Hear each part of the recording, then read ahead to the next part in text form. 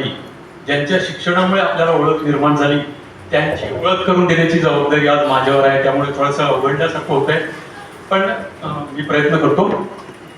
आपले कराड सर म्हणजे इंग्रजी विषय शिकवायचे, कधी कधी ते असे गणितही शिकवत होते.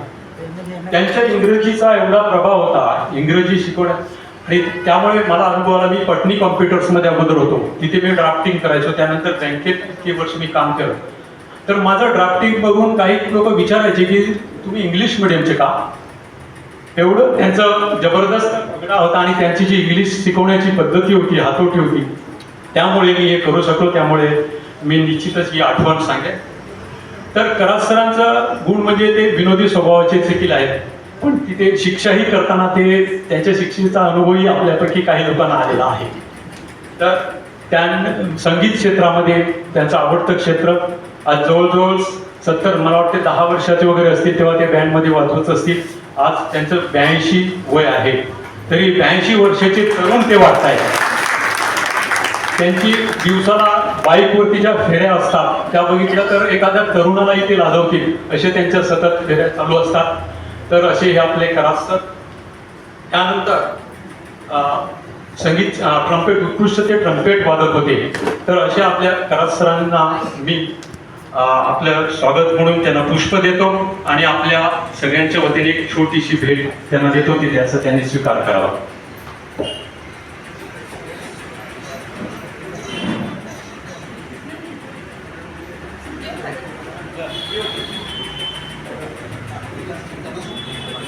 Father Leo.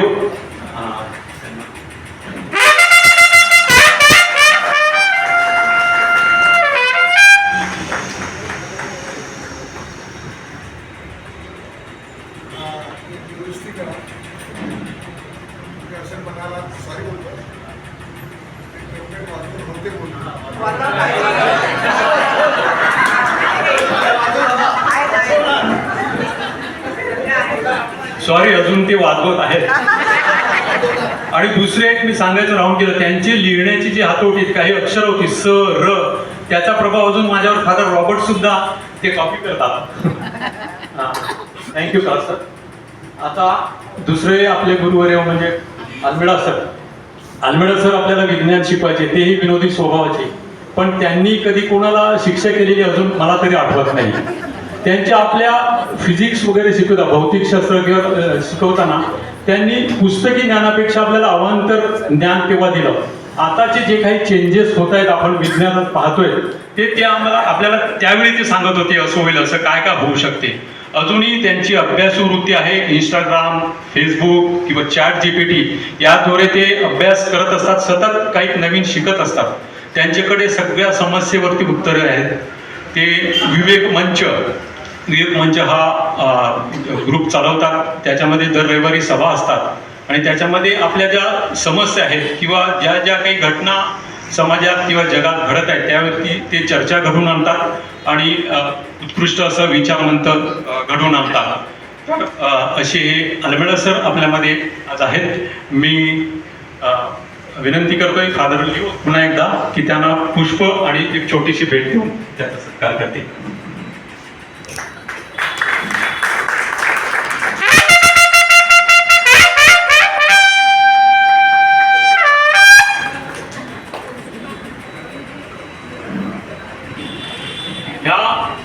दोघांविषयी कॉमन सांगायचं म्हणजे माझे जे सासरे आहेत म्हणजे A.S. गोन्साल्विस सर, त्यांचे मित्र लुईस गोन्साल्विस.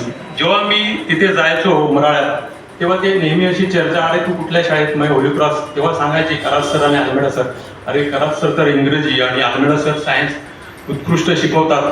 ते तेव्हा बोरिवलीला क्लासेस घ्यायचे, प्रायव्हेट ट्युशन.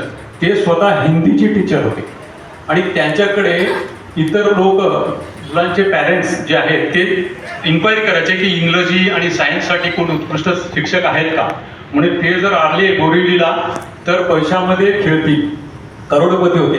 पण कराड सर आणि आल्मेडा सर या दोघांनी काय केलं की त्यांनी त्यांच्या विद्यार्थ्याला करोडपती बनवायचा मानस समोर ठेवला आणि ते स्वतः त्यांनी त्याग केला.